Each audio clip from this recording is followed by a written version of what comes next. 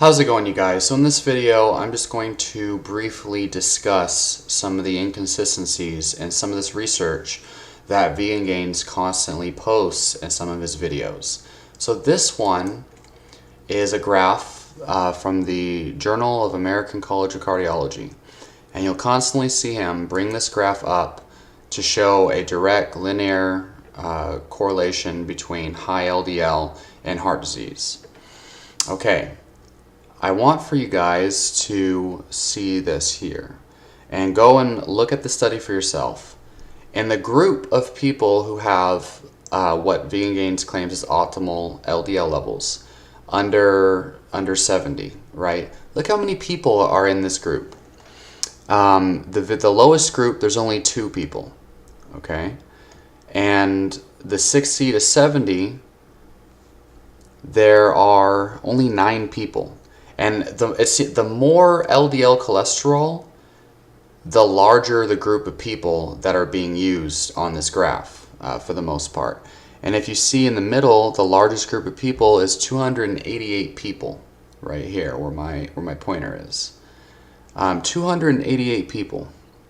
And then I'm guessing that these numbers represent, what do these numbers represent? I think these numbers represent the amount of people in these groups. I'm not exactly sure, but or is it the percentage of people in these groups? So there's so pretty much half of the people in the group with 110 to 120 on their LDL cholesterol, half of the group does not have heart disease. They don't have scarring of the arteries. Okay, they don't have arterial sclerosis. And if you look at the rest of the groups, large amounts of people, 275 people, and out of 275 people, about half of them don't have heart disease. Okay, these are large groups of people here. And then you look at the amount of people down here. 9 people. Out of 9 people, 11% of them have heart disease that are in the 60 to 70% group. They have intermittent heart disease. And then the ones who don't have any heart disease at all, there's only 2 people. This is the main reason why this study is ridiculous, okay? That's the first thing. There's a second one that's very, very important too that Vegan Gains doesn't tell you guys. But the main one is like, you know, I mean, these vegans are always talking about how trash pro-meat studies are, but really, the sample group is 2. The group of people here is 2. The group of people here is 9. And then the group here is 41. Okay? And, you know, this one here, 94. Okay? That's a small, first of all, there's a small amounts of people. Second of all, there's actually more people without heart disease in the higher cholesterol groups than there are in the smaller groups. Okay? And the people with the lowest cholesterol, 50 to 60, you have 2 people with no heart disease. And then in 150 to 160, you have around 30%? 30% of the people with the highest cholesterol have low heart disease, or have no heart disease at all. So that means approximately like over 50 people here with the highest cholesterol have no heart disease, whereas only 2 people with the low cholesterol don't. Okay, and there's only 9 people in this group, and there's a couple of them out of that. There's 11% of the people in this group have minor heart disease or have intermittent heart disease. Okay, people here, 100 to 110. There's 200 people in this group, and well over half of this group does not have any heart disease. So what this graph is saying is the majority of the people in this, like a large majority, at least half of the people, actually over half of the people in this group have high cholesterol and no heart disease. There's only 2 people that have such low amounts of heart disease, or that have such low LDL levels, and there's no heart disease, but there's like 2 people out of that group. Really? Come on. there's that, okay? And now if you scroll down and you look at the results, okay, this one, I even left a comment asking on Vegan's videos, asking him or whoever could tell me arterial sclerosis presence and extent was also associated in the cardiovascular risk factor free group with hemoglobin A1C. That's what that is right there. So the presence and extent of heart disease in this study is also associated with basically diabetes, your blood sugar. Okay, that's what hemoglobin A1C or glycosylated hemoglobin levels is. Okay, and then you scroll down, and in the limitations they say, see if we could find it, you guys. Here we go. Diabetes was diagnosed based on glucose levels and not on glycosylated hemoglobin or hemoglobin A1C levels. So the study population included a small portion of people with high hemoglobin A1C or possible diabetes, essentially. And yet, this is what Vegan Gains uses as proof that LDL causes heart disease. That's insane, okay? I would expect better evidence for somebody who is so, convinced that he's right. And I would love for somebody to tell me why this is still valid. Like, I want to know why this is still valid despite that, okay? Second thing, this is actually the other graph that he references, and it's actually on a study that was co-authored by Lauren Cordain, okay? And I've read all of his books, and I don't agree with everything he says. But essentially, this shows a direct correlation with heart disease and LDL. And this is a study, he says, is proof that the normal, physiologically normal levels of cholesterol is 70 to 80 milligrams per deciliter. And this is based on hunter-gatherer populations as well as this graph here. Well, first of all, Vegan Gains has said many times the reason why hunter-gatherers have such low cholesterol levels is because of parasites. Second of all, this study is based on statin drugs. Data from this randomized placebo-controlled trial that this graph is based on was using statin drugs for preventing the progression of arterial sclerosis. So they use statin drugs here, okay? Systemic inflammation was also reduced at lower LDL levels, reflected by C-reactive protein levels, which was reduced significantly. So anti-inflammatory effects from statin drugs at lower LDL levels. You know what's interesting?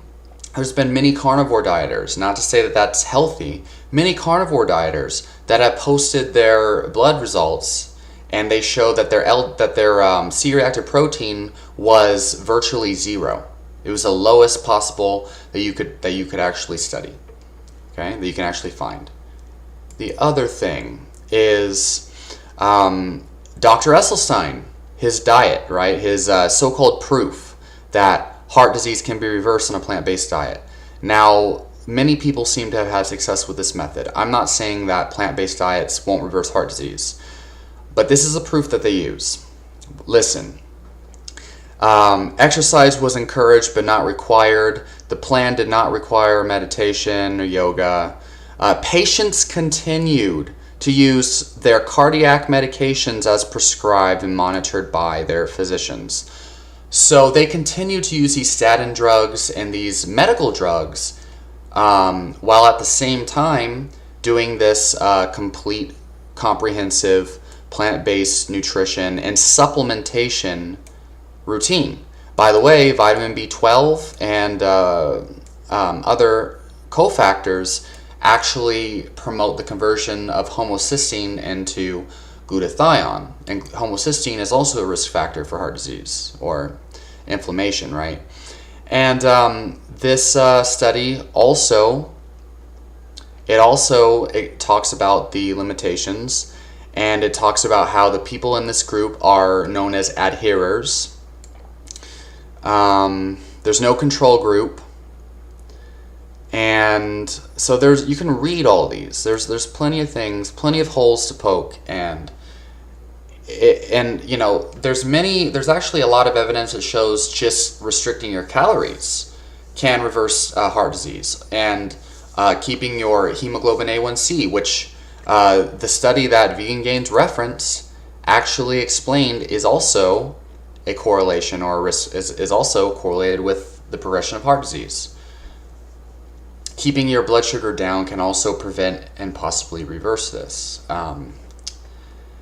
So, yeah, I don't know how people can use this as proof. I think it's cool if you have a theory or hypothesis and you strongly believe in it, but to call people a bunch of names and insist that you're right and everyone else is lower than you just because they don't believe the weak evidence you show is kind of foolish. And one more thing I'll say is is these population studies, okay? When people eat red meat, they usually, the average person, do they eat steak, vegetables, and green tea? Or do they eat a hamburger with a bun, fried in vegetable oils, with French fries, deep fried in vegetable oils, and a soda? The average American that eats the most red meat, okay, what else do you think they eat on the side of that? These studies, they control for confounding factors, right? But do they control for the quality of the diet? Do they control for how much French fries you eat on the side of your red meat? Okay? Seriously. Not to mention, most of the chicken Americans eat are fried in flour and vegetable oils. Deep fried chicken. Okay? These meals are very high in omega-6, not because of the red meat. Is it the red meat, or is it the sugar from the sodas and the vegetable oils and the deep friedness of these French fries that people eat? No one just eats a steak. How many people have the time to cook a steak at the house? How many people have the money to make this? Seriously, my mom used to always cook, and she'd only make red meat twice a week, and it was like pasta with it was like spaghetti or roast beef, and roast beef with vegetables and potatoes, which I think is probably the healthiest red meat meal that most people would ever come close to making. But most of the people that I know that had heart attacks hardly even ate red meat. Another thing, you can't even find real butter, okay, in restaurants anymore. They all serve margarine. Seriously, go to your local steakhouse. They don't even know what real butter is. They'll insist it's real butter until, if you have a soy allergy, you can react to the vegetable oil-based margarine spread that they put on top of your steak, and they call it butter. There's graphs that I didn't prepare yet. I didn't prepare for this video, that actually show the main source of saturated fat in the American diet is ice cream. I believe it was. Ice cream is number 1, and then cheese is number 2. Okay, when people eat saturated fat, they're not eating saturated fat without these other confounding factors that are very important. These keto dieters believe it's these other things that are causing heart disease and whatnot. And these other things are the very ones that we're not controlling for in these large epidemiology studies. Japan and China have the highest consumption of eggs and fish in the world, I believe it was. I know Japan does. And then many parts of Asia have the highest consumption of red meat per capita, and also the lowest levels of heart disease, highest levels of longevity and life expectancy, and yada yada. And it's changed over time. So I'm just saying, they're like, okay, we have epidemiology. Okay, but then there's healthy user bias, right? Like the people in Dr. Esselstyn, that was one of the things they said, is these people are known as adherers. Okay, people who actually follow the guidelines, right? Most of these people that eat red meat probably also, there's millions of other things they don't do that are healthy, because people who eat red meat in the standard American diet are people that don't care about their health, because if they did, they'd probably be plant-based, or they'd be chicken eaters, right? Typically. So Then you say, oh, well, but we have these trials. Look at this, a linear relationship. Bro, 2 people in that group have LDL levels of 50 to 60, and only 9, 60 to 70, and even some of them have heart disease. Okay? There's more people with no heart disease in the higher cholesterol groups. So, really, this is what you guys are saying. Okay, this is the evidence. The China study is correct because Colin Campbell has proven without a shadow of a doubt that if you give a rat alpha toxin in combination with isolated casein protein at high amounts, that tumor growth will continue. Then you remove the casein protein, the alpha toxin doesn't seem to have as much of an effect or whatever. Okay, so casein protein. And that's what everyone tells me is proof that animal protein in a human diet is going to promote cancer growth. Because Colin Campbell's proven that casein protein in combination with alpha toxin, a known carcinogen, promote cancer growth. Like, congratulations. So this is crazy. How many people actually read the studies and think about this? Really, this is sad.